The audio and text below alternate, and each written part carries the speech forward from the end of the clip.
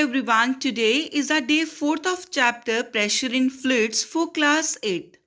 Students, in the previous video we have discussed the topics transmission of pressure in liquids, that is Pascal's law, and applications of Pascal's law. In this video we will discuss the topics atmospheric pressure and common consequences of atmospheric pressure. So let's start with the first topic, that is atmospheric pressure. Students, till now we have studied about liquid pressure. That liquid exerts pressure in all direction. In a beaker, if we have a water, due to the gravity, this water is pulled towards the earth. Air also behaves the same. Just like water, air is also being pulled down by the earth gravitational force. This air exerts pressure in downward direction. The pressure exerted by air is called air pressure or atmospheric pressure. So, atmospheric pressure is the pressure exerted by the Earth's atmosphere. It is measured with an instrument called barometer. Now, let's discuss an experiment which demonstrates the atmospheric pressure. Take a metal can with some water in it. When the can is open, the atmospheric pressure is same inside and outside the can. Now, heat some water in the open can until it boils. Remove the can from the heat and seal it by screwing the cap tightly. Then quickly cool it by running cold water over it. We will observe the can collapses inwards. The reason is that initially the pressure inside the can is same as the atmospheric pressure outside the can. But on pouring cold water over the can, steam inside the can condenses because atmospheric pressure outside the can is more than the atmospheric pressure inside the can.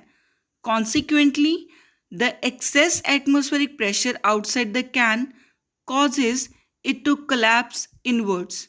Students, now let's discuss some consequences of atmospheric pressure. First is rubber sucker.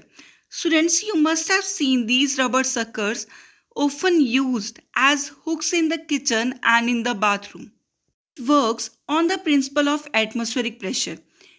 When we press the sucker, the air within the sucker is pushed out, which creates a partial vacuum. The partial vacuum has a lower pressure than the air around it, and this pushes the sucker down.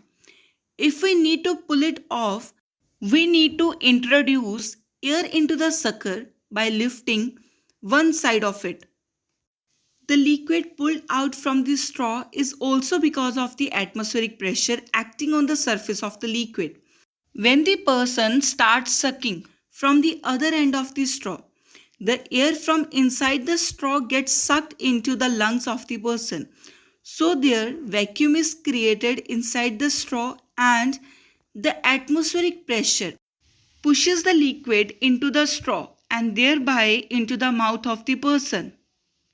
This ink can be filled in a fountain pen with the help of atmospheric pressure. When the tube of the pen is squeezed, the air in it rushes out so that pressure in the tube decreases. Then the atmospheric pressure acting on the ink. Therefore, the pressure outside the tube now pushes the ink into the pen. This picture shows the siphon system in which there are two vessels, P and Q. Vessel P is at higher level than the vessel Q. Water supplied in the vessel P is passed to the vessel Q by means of glass tube. To transfer water from the vessel P to the vessel Q, first air is sucked out from the lower end P of the tube.